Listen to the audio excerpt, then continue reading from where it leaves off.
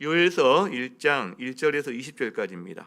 1장 1절부터 20절까지 저와 여러분이 한 절씩 교독하겠습니다. 부두엘의 아들 요엘에게 임한 여호와의 말씀이니라. 늙은 자들아 너희는 이것을 들을지어다. 땅의 모든 주민들아 너희는 귀를 기울일지어다. 너희의 날에나 너희 조상들의 날에 이런 일이 있었느냐.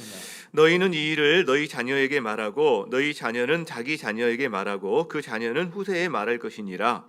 팥중이가 남긴 것을 메뚜기가 먹고 메뚜기가 남긴 것을 느치가 먹고 느치가 남긴 것을 황충이 먹었도다. 취하는 자들아 너희는 깨어 울지어다. 포도주를 마시는 자들아 너희는 울지어다. 이는 단 포도주가 너희 입에서 끊어졌음이니 다른 한 민족이 내 땅에 올라왔음이로다. 그들은 강하고 수가 많으며 그 이빨은 사자의 이빨 같고 그 어금니는 암사자의 어금니 같도다. 그들이 내 포도나무를 멸하며 내 무화과나무를 긁어 맑게 벗겨서 버리니 그 모든 가지가 하얗게 되었도다. 너희는 처녀가 어렸을 때에 약혼한 남자로 말미암아 굵은 배로 동이고 애곡함같이 할지어다. 소재와 전제가 여호와의 성전에서 끊어졌고 여호와께 수종드는 제사장은 슬퍼하도다. 밭이 황무하고 토지가 마르니 곡식이 떨어지며 새 포도주가 말랐고 기름이 다하였도다. 농부들아 너희는 부끄러워할지어다. 포도원을 가꾸는 자들아 곡할지어다. 이는 밀과 보리 때문이라. 밭의 소산이 다 없어졌음이로다. 포도나무가 시들었고 무화과 나무가 말랐으며 석류나무와 대추나무와 사과나무와 밭의 모든 나무가 다 시들었으니 이러므로 사람의 즐거움이 말랐도다. 제사장들아 너희는 굵은 배로 동이고 슬피 울지어다. 제단에 수종드는 자들아 너희는 울지어다. 내 하나님께 수종드는 자들아 너희는 와서 굵은 베옷을 입고 밤이 새도록 누울지어다. 이는 소재와 전제를 너희 하나님의 성전에 드리지 못함이로다. 너희는 금식일을 정하고 성회를 소집하여 장로들과 이 땅의 모든 주민들을 너희 하나님 여호와의 성전으로 모시고 여호와께 부르짖을지어다. 슬프다 그날이여 여호와의 날이 가까웠나니 곧 멸망같이 전능자에게로부터 이르리로다. 먹을 것이 우리 눈앞에 끊어지지 아니하였느냐. 기쁨과 즐거움이 우리 하나님의 성전에서 끊어지지 아니하였느냐. 씨가 흙덩이 아래에서 썩어졌고 창고가 비었고 곡간이 무너졌으니 이는 곡식이 시들었음이로다. 가축이 울부짖고 소떼가 소란하니 이는 꼴이 없음이라. 양떼도 피곤하도다. 여호와여 내가 주께 부르짖으오니 불이 목장의 풀을 살랐고 불꽃이 들의 모든 나무를 살랐음이니이다. 함께 들짐승도 주를 향하여 헐떡거리오니 시내가 다 말랐고 들의 풀이 불에 탔음이니이다. 아멘. 자리에 앉으시겠습니다. 우리는 지금 코로나라는 전대미문의 전염병을 경험 중에 있습니다. 이제 3년째 돼가고 있는 상황인데 2년 전 2020년 3월 1일에 여기에서 예배 드리던 때가 기억이 납니다. 그때 생전 처음으로 온라인 예배라는 거를 그래서 여러분들은 다 집에 계시고 저는 여기서 이제 여러분이 있는 것처럼 이렇게 설교를 해야 되는 그런 상황을 저도 처음 경험했던 그 이후에도 수많은 일들이 있었습니다. 여러 어려움도 참 많았죠. 이게 코로나가 우리가 어떻게 해볼 수 없는 불가항력적인 재난이다 이렇게 이제 우리가 볼 수 있는 거죠. 지금도 하루에 한 20만 명 이상 이렇게 확진이 되고 있는데 감염자 수를 제가 이제 어제 저녁 한번 봤더니 전 세계적으로는 4억 9,700만 약 5억 가까이 되는 숫자고요. 사망자가 한 620만 명 정도 됩니다. 그러니까 사망자 수만 보더라도 2차 세계대전에 유대인들 홀로코스트 당했던 숫자보다 거의 많은 이런 상황인 거죠. 적지 않습니다. 그리고 우리나라 같은 경우는 이제 1,520만 명이 어제 넘어갔고 사망자 수도 한 19,000명 이상이. 이제 우리는 이 사망자 치사율은 다른 평균에 비하면 10%밖에 되지 않는 좀 낮기는 합니다만 그래도 참 많은 분들이 희생당한 그런 상황 가운데 있습니다. 사실 통계가 보통 축소되거나 안 그러면 아예 통계가 안 잡히는 나라도 많기 때문에 실제적인 건 이보다 훨씬 좀 더하지 않을까 이런 생각을 하게 되는데 어쨌든 이 코로나가 얼마나 광범위하게 그리고 우리에게 불가항력적인 재난인지를 이 통계만 봐도 우리가 알 수 있다 싶습니다. 이제 그래서 우리는 질문을 해보게 되는 거죠. 이런 재난을 만나게 되면, 특히나 정말 불가항력적인 재난을 만나게 되면 자연스럽게 질문이 생깁니다. 이게 무슨 의미가 있는 거지? 어떻게 해야 되는 거지?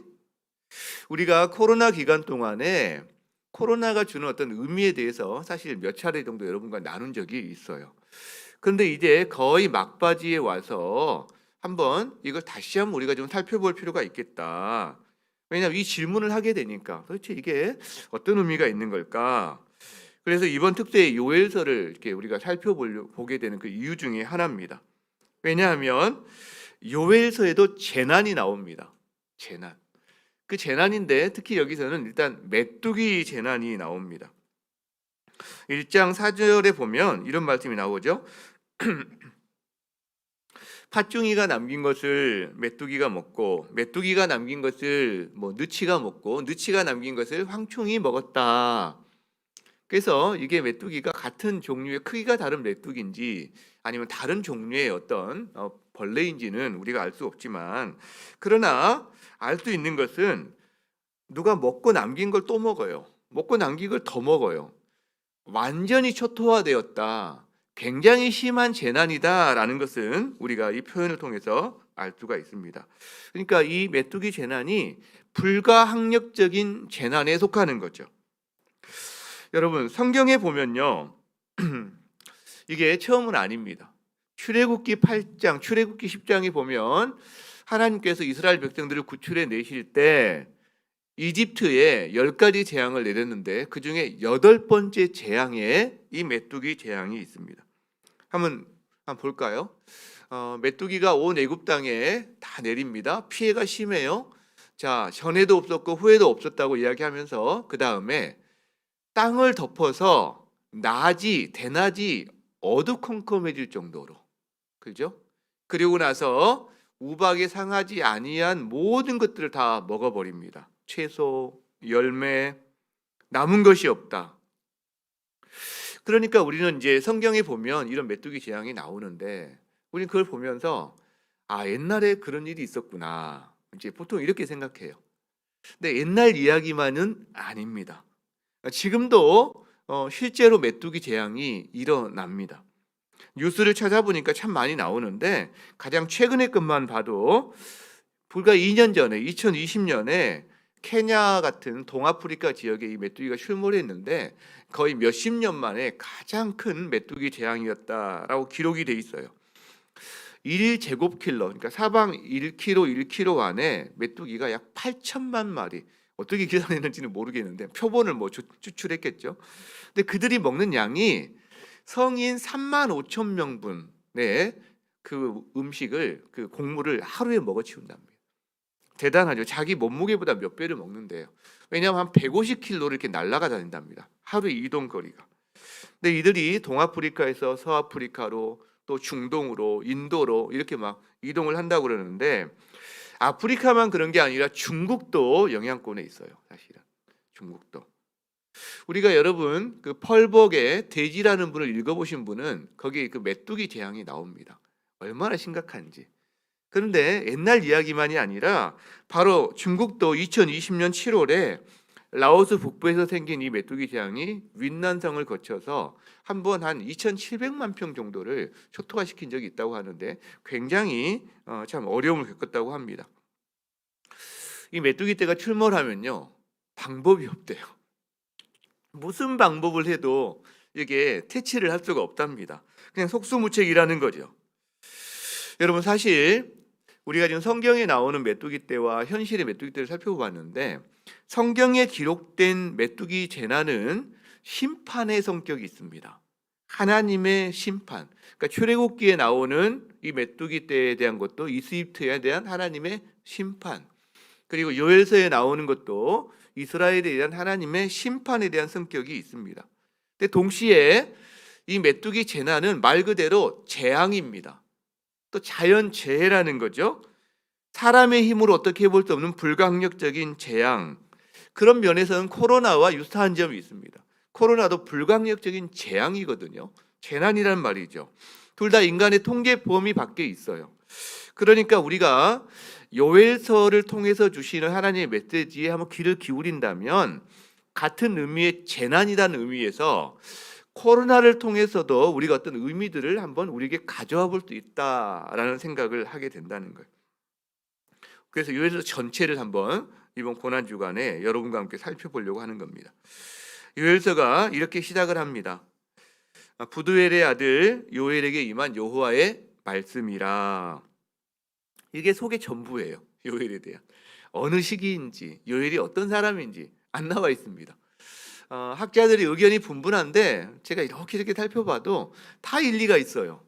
그래서 어떻게 특정하기가 참 쉽지 않은데 저와 여러분이 하나만 기억하고 갔으면 좋겠어요. 이게 바벨론 침공에 대한 이야기가 나오기 때문에 바벨론 침공 전후로 한 어떤 시기에 이게 기록되었을 거다. 그냥 이 정도 저희가 이해하고 일단 요엘서를 특정한 시기를 정하지 않아도 이렇게 봐도 되지 않을까, 그런 생각들을 우리가 해보게 됩니다. 자, 요엘은 이런 뜻이에요. 여호와는 하나님이시다. 요엘, 여호와는 하나님이시다. 그에게 하나님의 말씀이 임합니다. 그리고 바로 메뚜기 재앙에 대한 이야기가 나옵니다. 자, 그러면 이 재앙이, 메뚜기 재난이 어느 정도였는지 우리가 먼저 한번 봤으면 좋겠어요. 자, 2절에 이런 말씀이 있습니다. 늙은 자들아 들어라, 땅의 모든 주민들아 귀를 기울여라. 자, 너희 날에나 너희 조상들의 날에 이런 일이 있었니?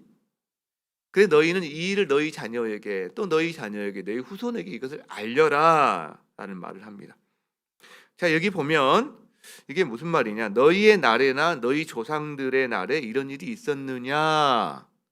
자, 이 말을 들으면 전무후무한 것 같은 느낌이 들어요. 그렇죠? 이거는 전에도 없었고 후에도 없을 정도로. 그런데 이런 재앙이, 메뚜기 재앙이 전에 없었나요? 제가 좀 전에 이야기했죠. 출애굽기에도 있었다라는 거죠. 그렇다면 이게 무슨 표현일까요? 이거는 전무후무하게 느껴질 정도로 심각한 재난이다라는 것을 우리에게 알려주는 표현입니다. 그러니까 이 재난이 지금 굉장히 심각하고 불가항력적인 재난이다라는 표현을 우리에게 해주고 있다라는 거죠. 여러분, 코로나도 마찬가지입니다. 우리가 참 힘겹고 어려운 시간들을 보내고 있거든요. 이 코로나가 참 불가항력적인 재난 상황이거든요.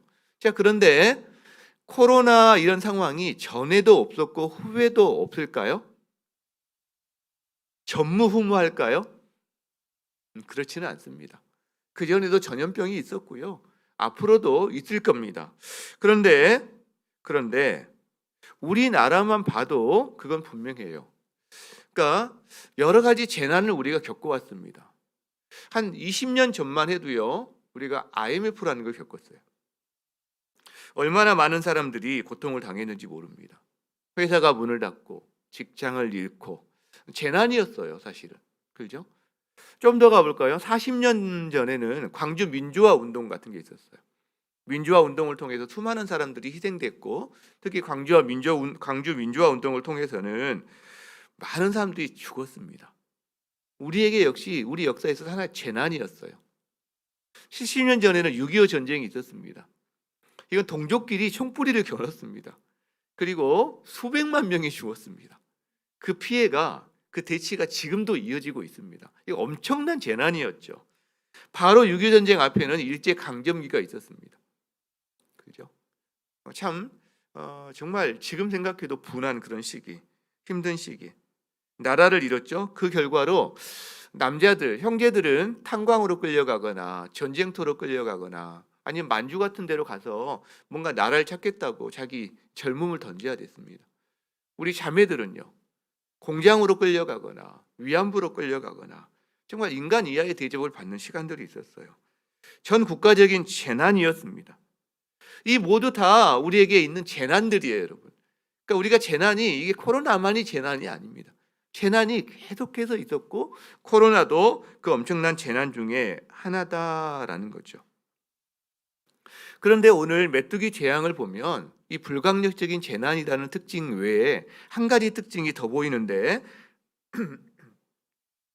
그거는 이 재난이요, 재난의 범위가 생태계 전체에 퍼지는 재난이라는 거예요.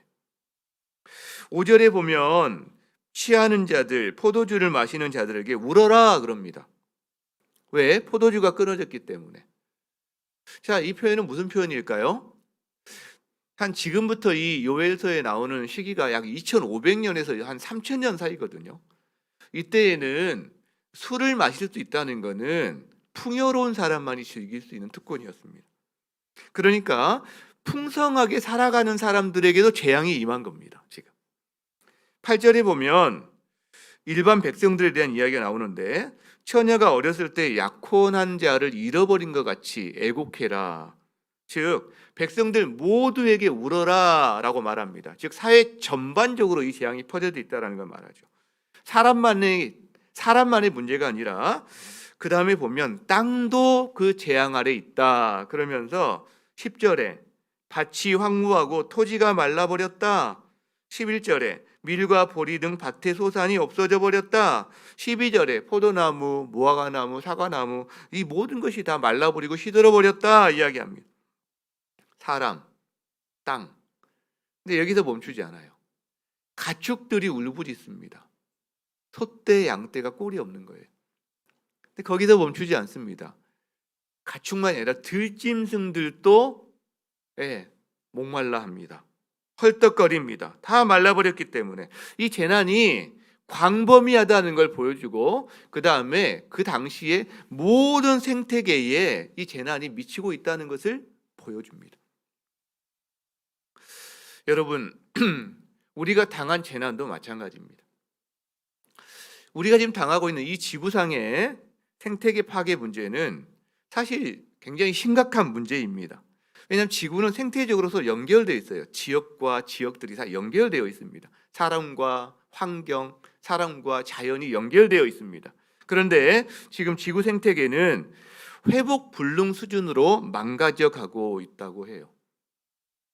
수많은 그 지역의 오염들이 광범위하게 진행되고 있기 때문에 특히 화석연료로 인한 지구 온난화 현상, 이 기후 위기는 너무나 심각한 상황이다. 기후 위기가요, 이제 환경 운동의 범위를 이미 넘어선 지 오래입니다. 한 나라만의 문제가 아니고 인류 전체의 생존 문제까지 이미 부상한 지가 오래입니다. 그래서 이런 이야기를 하는 분들도 있어요. 코로나와 기후 위기를 비교한다면, 제가 그냥 죄송한 말입니다. 코로나는 기후 위기에 비한다면 세 발의 피다. 이렇게 표현하는 것도 있어요. 세 발의 피 정도밖에 안 되는 거다. 여러분 가운데 읽으신 분도 있을 거예요, 아마. 2050 거주 불능 지구라는 책이 있습니다. 2050 거주 불능 지구. 여러분 제목이 너무 섬뜩하죠? 그죠? 최근에 여러 가지 통계나 연구 논문 이런 거를 다 종합해서 그거를 이렇게 추세를 그려봤을 때 30년 정도 뒤에 미래의 모습이 어떠한지를 그려본 거예요. 일종의 보고서인데, 미국의 한 싱크탱크 연구원이 또 어떤 한 그 유형 매거진의 부편집장인 웰러스 웰즈라는 사람이 2017년에 기고했던 것들을 최근에 책으로 출간해서 낸 센세이션을 일으킨 건 책입니다. 그 내용이 참 충격적이에요. 제가 일부만 한번 가져와 봤어요. 지금의 이산화탄소 수치는 더 이상 회복이 불가능한 상태라고 합니다. 회복이 불가능한 상태. 그래서 지구 온난화 속도는 이제 예측이 불가능할 정도로 빨라질 텐데, 빙하가 막 급격하게 더 녹을 거예요. 급격하게 이게. 그러면서 2050년이면 베이징시가 중국의 수중 도시가 될 거다. 이런 예측을 합니다. 지금 여기저기서 산불이 많이 일어나고 있는데 우리나라도 그렇죠. 이 산불이 지금보다 훨씬 격렬한 산불들이 일어날 거고, 그 다음에 그때 생긴 이산화탄소, 탄소가 또 배출되잖아요. 그것 때문에 기후의 위기를 또 가져오는데 악순환인 거죠. 500년에 한 번 있을까 말까 한 재난이 이제 수시로 우리의 일상 가운데 일어나게 될 거다. 그리고요, 바닷물 순환 시스템이 망가진대요. 그래서 바다 생물의 대멸종이 시작된다는 겁니다. 이 바다가 다 망가지면 이건 끝입니다, 사실. 공기 오염은 인류의 통제를 벗어나게 된다. 또 이것 때문에 바이러스들의 감염 속도는 유례없이 빨라지고 빙하에서 또 나온 여러 가지 바이러스들이잖아요. 신종 바이러스들이 재결합돼서 여러 가지 모양으로 나타나게 될 거다. 여러분, 일부만 인용한 겁니다. 이게 전부가 아닙니다. 이런 내용이 정말일까? 저는 정말 사실이 아니기를 바라지만, 이 예측이 틀리기를 바라지만, 그러나 이것이 종말론자들이 주장하는 미래 예측이 아닙니다. 그냥 지금 현직에 있는 과학자들이 단순히 통계를 가지고 연도만 늘려서 예측한 그런 수치들이다라는 거죠. 그런데요, 제가 가장 끔찍하게 여기는 건 이거예요. 이 일이 언제 일어나느냐? 한 100년 뒤, 뭐 200년, 300년 뒤에 이런 일이 일어난다면 그나마 좀 그러겠어요. 근데요, 30년이 안 남았습니다. 2050이거든요. 2050 거주 불능 지구. 그러니까 이제는 우리 개인적인 노력 이런 다 필요하지만 의미가 있죠. 그러나 그 정도 가지고는, 그냥 환경 운동 정도 가지고는 이미 인류의 괴멸을 막을 수 있는 수준을 벗어나고 있다라는 것들이 이런 학자들, 특히 기후학자들의 공통된 의견입니다. 좀 무거운 이야기했죠. 여러분, 요에서는 우리에게 메뚜기 재앙에 대한 이야기를 하면서 지금 그 재난이 심각한 불가항력적인 재난이라는 것도 이야기해 주면서 생태계 전반에 대한 재앙이다라는 이야기를 해주고 있거든요. 이걸로 우리를 돌아보니까 우리 역시 참 심각한 재난 가운데 있는데, 불가항력적인 재난을 당하고 있는데, 지구 전체적인 기후 위기로 이걸 한번 생각해 보니까요, 요엘서에 있는 위기보다 더했으면 더했지 덜하지 않은 그런 상황 가운데 있다라는 거예요.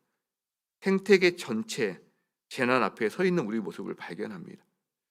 자, 그러면 다시 요엘서로 돌아가서 불가항력적인 재난의 결과가 뭐냐라는 거예요. 어떤 일이 일어나게 되는가? 우리가 이 본문 안에서는 두 가지 정도를 살펴볼 수 있다고 생각합니다. 첫 번째는요, 먼저 사람의 즐거움이 말라버립니다. 11절에 보면 쭉 이야기한 다음에 이는 밀과 보리 때문이라 밭의 소산이 다 없어졌다. 12절에 이어서 포도나무, 무화과나무, 석류나무, 대추나무, 사과나무 모든 나무가 다 시들어 버렸으니 이러므로 사람의 즐거움이 말라버렸다라고 이야기합니다. 여러분, 먹을 게 다 없어진 거예요. 지금 밀, 보리, 기쁨을 주던 온갖 과실이 다 없어진 거예요. 다 말라 비틀어져 버린 거예요.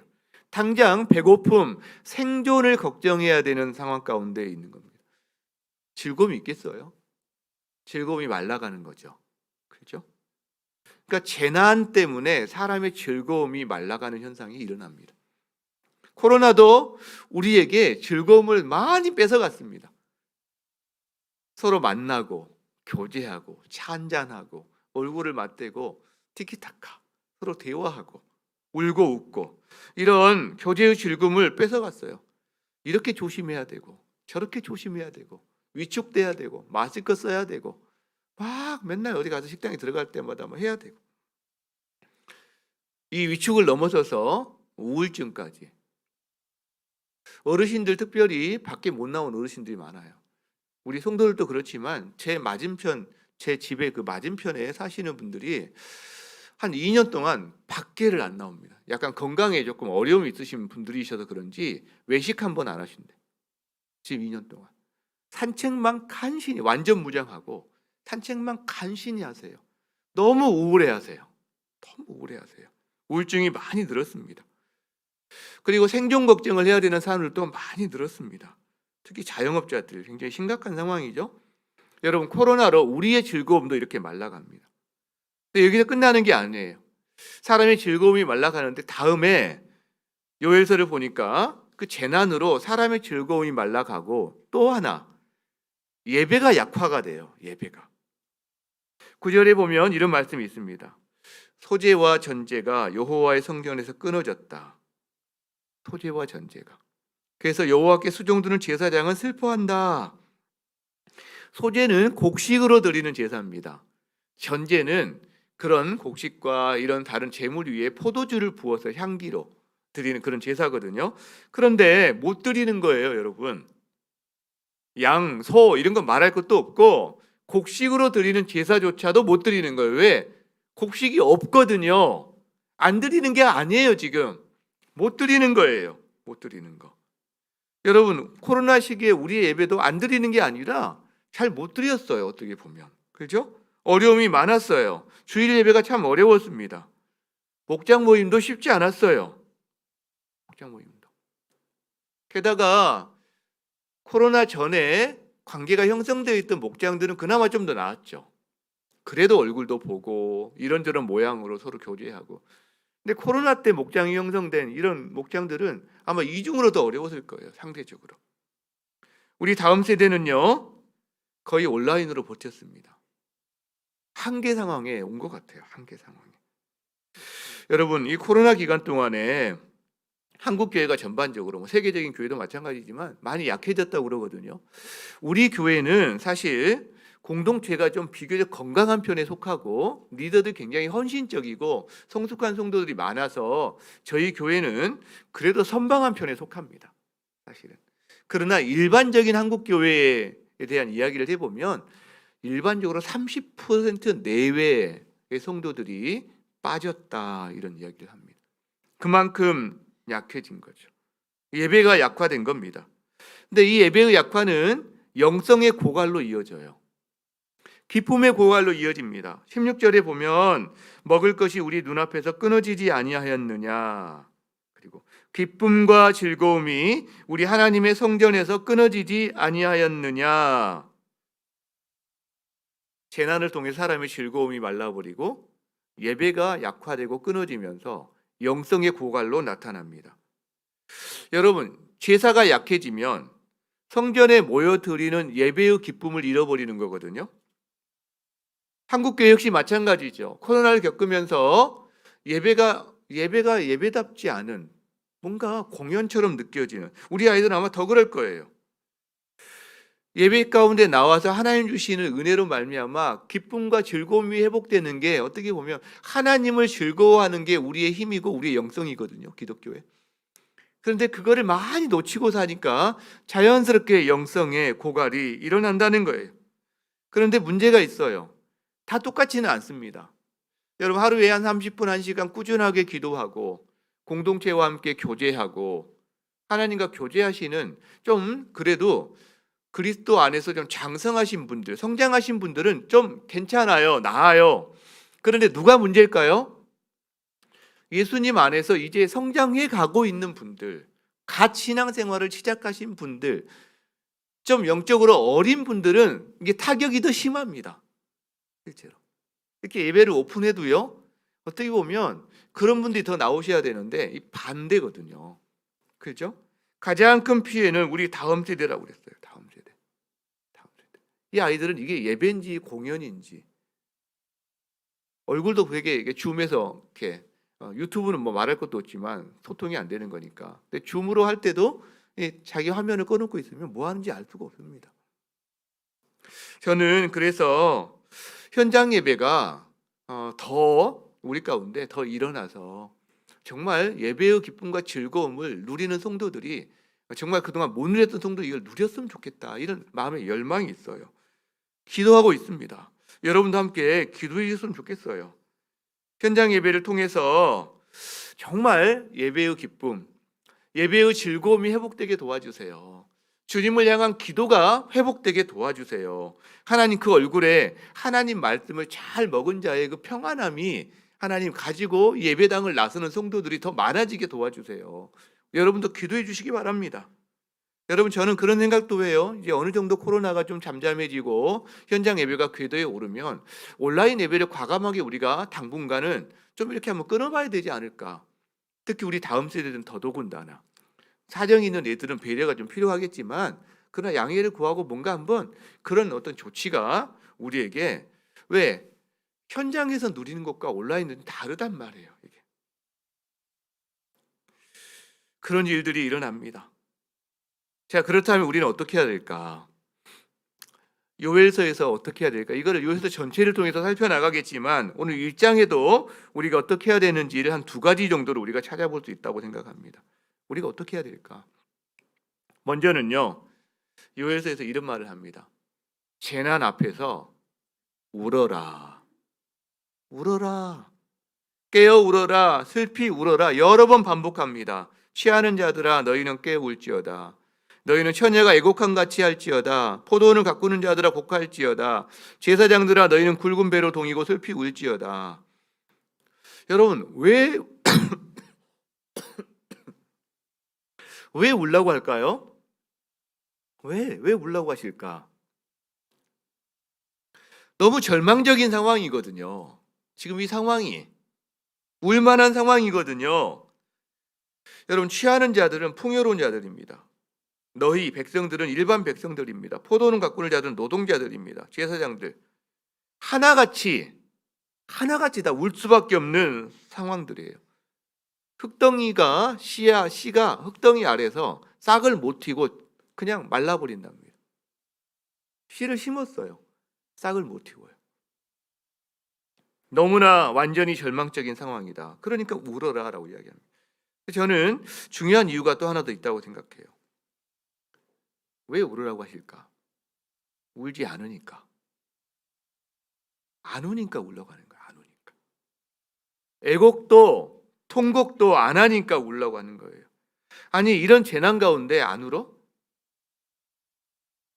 여러분 코로나 가운데 여러분 얼마나 울어보셨어요? 여러분 불강제적인 재난을 만나도요 안 울 수가 있습니다. 자기 혼자 당하는 재난이면 울어요. 그런데요 그 재난이 오래 지속되잖아요. 그럼 눈물이 말라서 또 안 웁니다. 나중에는 그러려니 해요. 지나가기만을 바라는 거죠. 게다가 그 재난이 자기만의 재난이 아니고 사회 전반적인 모두가 겪고 있는 재난일 때는 또 눈물이 말라버립니다. 자기만 울고 있을 수가 없는 거예요. 그냥 나만 당하는 게 아니네. 견뎌야 되는 거네. 그러니까 이런 이유로 저런 이유로 의외로 울어야 되는데 안 울어요, 여러분. 안 울어요. 우크라이나에 있는 분들이 전쟁의 한복판에서 얼마나 공포감과 그다음에 두려움과 여러분 그 가운데 있겠어요? 근데 이들이 우리가 생각하는 것만큼 울까요? 울긴 하겠죠. 그러나 생각보다 눈물이 적을지도 몰라요. 생각보다. 그 한복판에 있다 보니까 무디어지는 거죠. 다른 사람들 보면서 서로 무디어지는 거죠. 여러분 그런데 성경은 울라고 해요. 성경은 울라고 합니다. 왜 울라고 할까? 왜 울라고 할까? 재난을 당할 때 울어야 자기도 살 수 있기 때문이 아닐까? 울어야 그 다음에 일어설 수 있기 때문이 아닐까? 그리고 재난 당할 때 자기를 위해서도 울지만 재난 당한 사람들을 위해서 서로 울어주라는 말씀이 아닐까? 울어줘라 제발 다른 사람의 재난 가운데. 그래야 함께 사니까 함께 서로 일으킬 수 있으니까. 여러분 요즘 코로나 우세종이 오미크론입니다. 이 오미크론이라는 게 15거든요. 그러니까 변종이 계속 생겼는데 15번째 변종인 거죠. 그죠? 여러분 이 백신 코로나의 변이가 어디에서 옵니까? 주로 가난한 나라에서 오는 거예요. 부유한 나라들은 예방 백신을 접종합니다. 1차, 2차, 그 다음에 부스터샷 맞고 또 더 맞고. 근데 가난한 나라들은요. 약값이 너무 비싸서 맞을 수가 없어요. 횡포가 있기 때문에. 그러니까 수많은 사람이 감염되고 또 감염되고 또 감염되면서 변이가 계속해서 생깁니다. 부자 나라들은 자기는 백신 맞았으니까 자기는 안전하다고 생각할 수 있어요. 그러나 안전하지 않습니다, 여러분. 세계는 연결되어 있거든요. 내 성을 찾고 거기서 안전을 추구한다고 성 밖에 있는 사람들은 헐벗고 굶주리고 아파하는데 내 성은 괜찮다고 내가 안전한 게 아닙니다. 함께 안전해야 되는 거거든요. 연결되어 있거든요. 그러니까 내가 이웃을 위해서 울어줄 때 같이 안전해지는 거예요. 같이 일어설 수가 있는 거죠.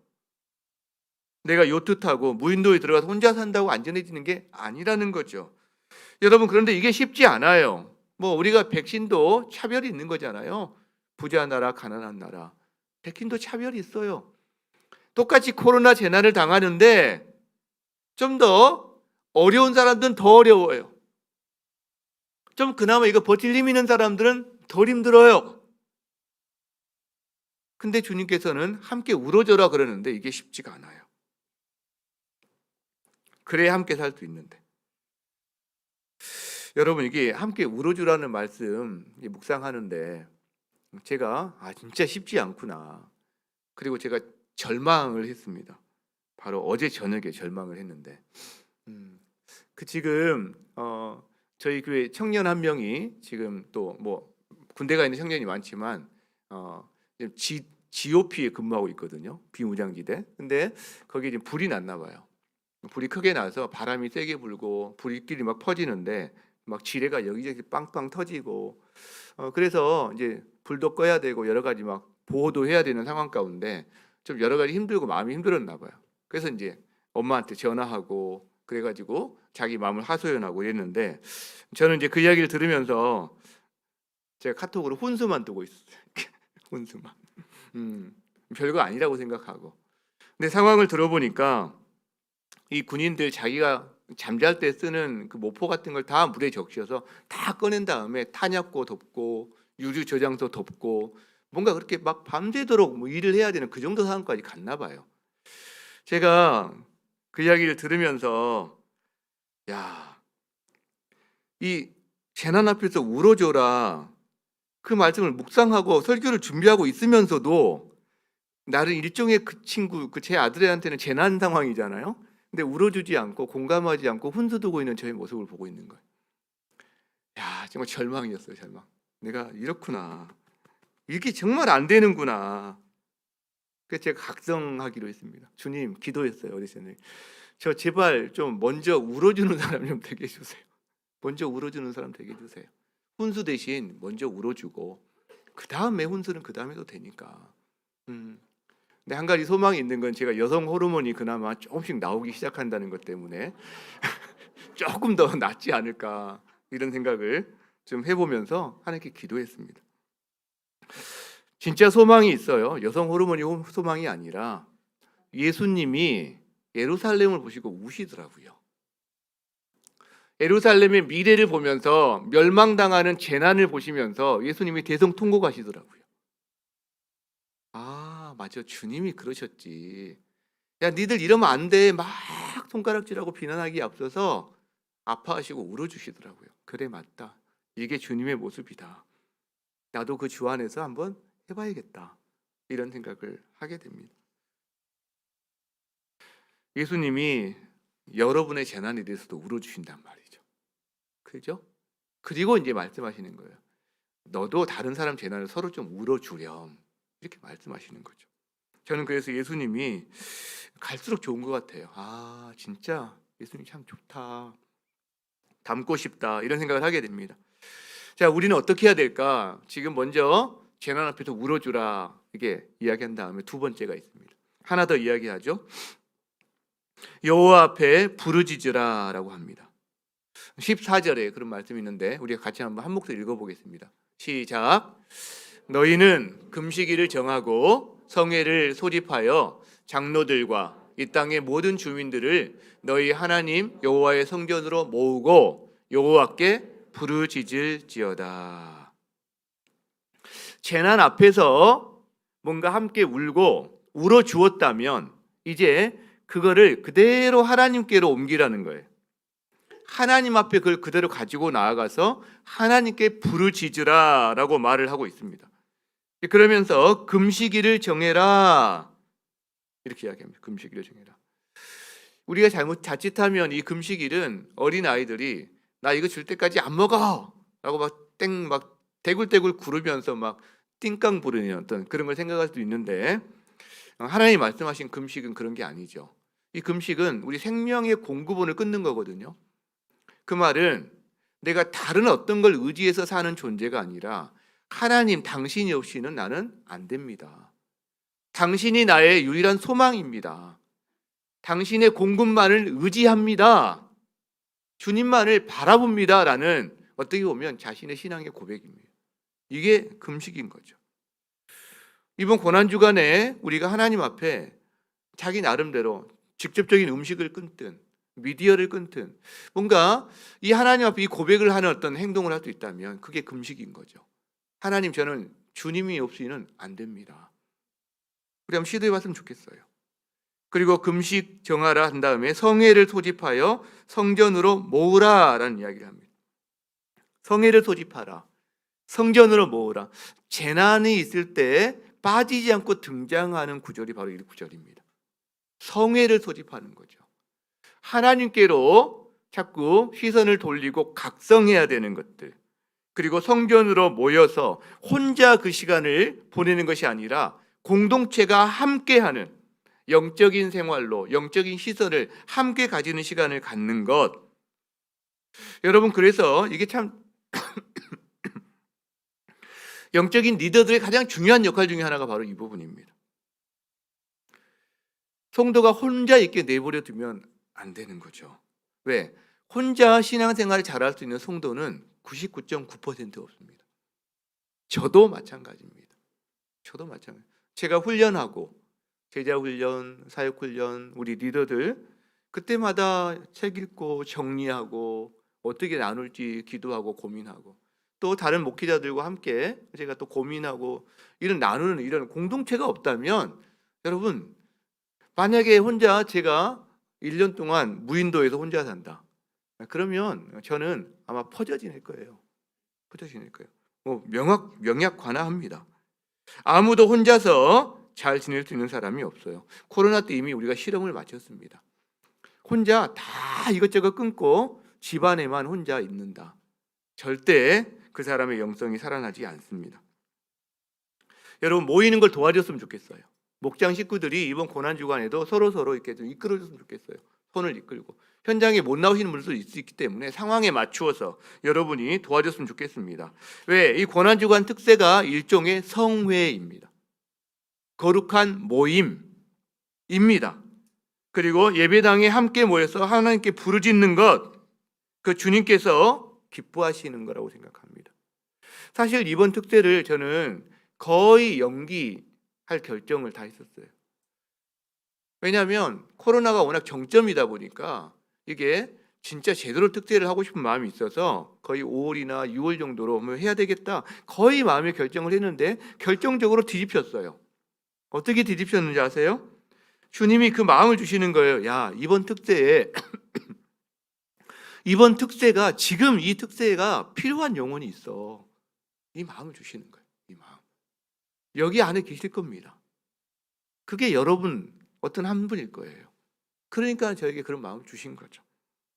여러분이 바로 하나님이 주목하시는, 그래서 내가 너 때문에 이 특세를 하라고 했어, 바로 그 사람이기를 축복합니다. 자, 그렇다면 말씀을 마무리하고자 합니다. 이 말씀을 준비하면서 제가 주목한 부분이 하나가 있는데 19절이에요. 19절에 보면 이런 표현이 나옵니다. 여호와여, 내가 주께 부르짖습니다. 여호와여, 내가 주께 부르짖습니다. 지금 요엘 선지자가 그 당시 백성들에게, 재난 가운데 있는 백성들에게 재난 앞에서 울어라, 그리고 그 울음을 그대로 하나님 앞에 가지고 와서 여호와께 부르짖어라 라고 선포하고 그 말씀을 대언합니다. 그런 다음에 자기 자신이 실제로 똑같이 하나님께 부르짖습니다. 저에게는 이 부분이 묵상거리고 감동이었어요. 아, 리더가 중요하구나. 리더는 본이 되는 사람이구나. 좋은 공동체는 솔선수범하는 리더가 있는 공동체구나. 좋은 가정은 솔선수범하는 본이 되는 부모가 있는 가정이 좋은 가정이구나. 그러면서 제 마음에 감사가 있더라고요. 우리 교회 리더들을 생각하니까 제 마음에 감사가 밀려오더라고요. 저희 교회가 개척하고 여기까지, 여러분, 이렇게 평안하게 온 교회가 없다고 이구동성으로 많은 목회자들이 저한테 이야기해 주더라고요. 저는 처음이니까, 제가 개척 처음 했거든요. 여러 번 한 거 아닙니다, 여러분. 그래서 몰라요. 이게 뭐 이렇게 오는 게 정상인지 아닌지 저는 잘 모르는데 많은 분들이 이야기를 해주세요. 정말 평안하게 왔거든요. 코로나 한복판에서 저희 교회 정말 역동성을 가지고 뭐 새하신 분이 말도 어렵죠. 요즘 책이 어렵다고 불만이 이만큼 나와 있는 분들도 참 많은데 어쨌든 그러나 또 보완할 걸 기대해서 6월 달에 그 더 쉽게 보완하는 게 생길 거니까 어쨌든 역동성을 가지고 이렇게 사역을 해오는데 여러분 이게요 우리 리더들이 다 해주신 거예요. 공동체를 붙들어 준 거예요. 그만큼. 그러니까 제가 많이 안 흔들린 겁니다. 역동성을 가지고 여기까지 온 겁니다. 그러면서 저 자신을 돌아보게 돼요. 제가 그런 생각을 합니다. 야, 너만 잘하면 돼. 너만. 우리 교회는 다 잘하고 있어. 너만 잘하면 돼. 진심이에요, 진심. 주님의 은혜로 정말 톱니바퀴처럼 하나님께서 저희 교회를 이끌어 주셨거든요. 제가 여러분 무슨 마스터 플랜이 있어 갖고 온 게 없어요. 어떻게 하다 보니까 이렇게 왔어요. 어떻게 할까요? 의논하고 기도하고 고민하고 하다 보니까 여기까지 왔고 코로나도 이제 거의 잘 이겨왔는데 제 마음속에 나도 요엘과 같은 사람이 돼야 되는구나. 본이 돼야 되는구나. 나 그런 사람 되고 싶어. 정말. 막 이렇게 하다가 제가 갑자기 의기소침해졌어요. 내가 잘할 수 있을까? 절망이 오더라고요. 잘 안 되는데 이거 본이 되는 거 이거 정말 잘 안 되는데 어려운데 그러다가 소망이 생겼습니다. 소망이 생겼습니다. 왜? 정말 저는 잘 안 돼요. 자신도 솔직히 없습니다. 근데요 소망이 생기더라고요. 나에게 그 본이 되시는 주님이 계시더라고요. 리더가 계시더라고요. 여러분 그분이 우리의 재난에 친히 찾아오셨어요. 진노와 저주의 재난 가운데서 신음하며 살아가고 있는 우리에게 찾아오셨어요. 그리고 울어주셨어요. 대성통곡해 주셨습니다. 그리고 하나님께 부르짖어 주셨어요. 겟세마네 동산에서 십자가에서 저들이 자기 죄를 알지 못함입니다. 부르짖어 주셨고요. 그리고 재난당하고 있는 우리와 자리를 바꾸며 주신 분이 계시더라고요. 우리의 재난을 그분이 감당하시고 그분의 생명을 그분의 평안을 우리에게 주시는 그분이 계시더라고요. 예수 그리스도 우리의 대제사장 되신 분, 리더가 되신 분, 그리고 그분이 나를 너 왕같은 제사장이야 라고 말씀해 주시더라고요. 그래서 제가 힘을 얻기 시작했습니다. 그래 내가 잘할 수 있어서가 아니라 예수 안에서 내가 할 수 있어. 완벽하게는 할 수 없지만 내가 진정성을 가지고 있다면 주님 안에서 할 수 있어. 불강력적인 재난 앞에서 울어줄 수 있고 하나님께 부르짖을 수 있어. 이 마음이 들더라고요. 여러분 이번 특세가 그런 시간인 것 같아요. 하나님께서 울어달라고 부르짖어 달라고. 지금 그런 성도들이 있어. 이 특세가 기다려지고 필요한 성도들이 있어. 그 마음을 주신 거죠. 우리 그런 부르심 앞에 저도 반응해서 시작을 했습니다. 여러분도 하나님 이 부르심 앞에 반응하는 그런 특세, 그런 시간이 되기를. 그래서 여러분의 대제사장 되신 예수님의 그 울어주심과 그분의 부르짖음을 여러분이 듣게 되는 시간 되시기를 주의 이름으로 축원합니다. 우리 함께 찬양합시다. 이 땅에 오직 주밖에 없네. 그 무엇도 나를 채울 수 없네. 이번 주 한 주간 내내 갑자기 이 찬양을 주셨거든요. 기도하다가 갑자기 이 찬양이 터지면서 이번 한 주간 내내 이 찬양만 불렀어요. 때로 울컥해서 때로 눈물로 기도하면서 정말 그렇더라고요. 그 무엇도 나를 채울 수 있는 건 없더라고요. 아무리 영광스러운 어떤 일들이라도 평생 꿈꿔왔던 어떤 일들이 이루어졌다 할지라도 그것으로 채워지는 게 아니더라고요. 주님밖에 없다는 이 고백. 여러분 이게 가사가 있어서 부르는 찬양이 아니라 우리의 영의 고백이 됐으면 좋겠습니다. 함께 찬양합니다.